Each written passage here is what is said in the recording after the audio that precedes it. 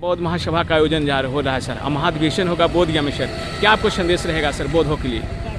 जो तथागत के मूल संदेश थे जन कल्याण के लिए, समता, स्वतंत्रता, बंधुत्व और न्याय के लिए, उन सिद्धांतों को लेकर उनके सिद्धांतों को कहीं ना कहीं मिलावट करके घालमेल किया जाता है। और जो मूल सिद्धांत हैं तथागत के, वह प्रत्येक मानव के पास नहीं पहुंच पाते हैं, उसके साथ कुछ मिलावट की जाती है। उन मूल सिद्धांतों को बताने के लिए भारतवर्ष के 37 राज्यों के जो बौद्ध अनुयायी आएंगे, उनकी कार्यशाला 3 दिन रहेगी और समता, स्वतंत्रता, बंधुत्व और सामाजिक न्याय के लिए उनको कार्यशाला में विशेष शिविर दिए जाएगा। क्या बिहार की सुशासन की सरकार में बौद्ध धर्मों का पतन करने की योजना है, इस पर क्या कहेंगे? शासन को अपने जो राज धर्म है और कॉन्स्टिट्यूशन, उसके राइट्स क्या हैं, सिविलियंस के, नागरिकों के क्या अधिकार हैं, तो शासन को राज धर्म का पालन करना चाहिए। जनता के द्वारा और जनता के लिए शासन की जो कानून की व्याख्या है, उसके अनुसार कार्य करने की हम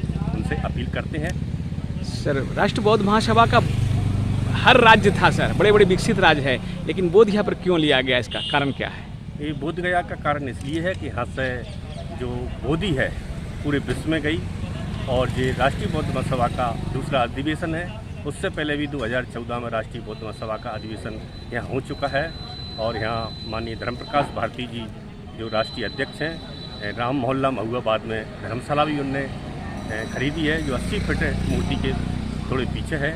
तो उनका यही संदेश है कि बोधगया से जो पूरे विश्व में नॉलेज गया, तो राष्ट्रीय बौद्ध महासभा के जो बाबा साहब के द्वारा जो बुद्ध को कैसे फॉलो करना चाहिए, बुद्ध धम्मा में बताया गया है। तो बुद्ध के मूल सिद्धांत और बाबा साहब के समतावादी मूल सिद्धांत, और जो उनका पवित्र ग्रंथ है जो उन्होंने पिछले अपने जीवन के 5 वर्षों में बनाया, दी बुद्ध एंड धम्मा, बुद्ध और उनके धम्म के मूल सिद्धांत, मानव कल्याणकारी जो संविधान है, उसको लागू करने के लिए यहाँ से पूरे भारत में पवित्र विचारधारा जाए, इसलिए यहाँ रखा गया है। तो भारत में बौद्ध विश्व के लोग जानते हैं सर, जी, अरबों में है, लेकिन भारत के लोग बौद्ध भिक्षु के रूप में या बौद्ध धर्म के उपासक में क्यों कमी पाया गया? क्या कारण, पतन कर दिया गया था या इसका रोका गया था? पतन के कारण बाबा साहब ने 3 बताए।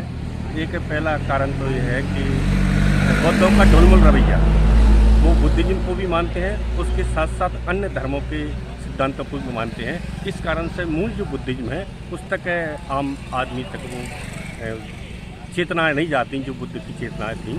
इस कारण से बुद्ध के पतन का कारण रहा।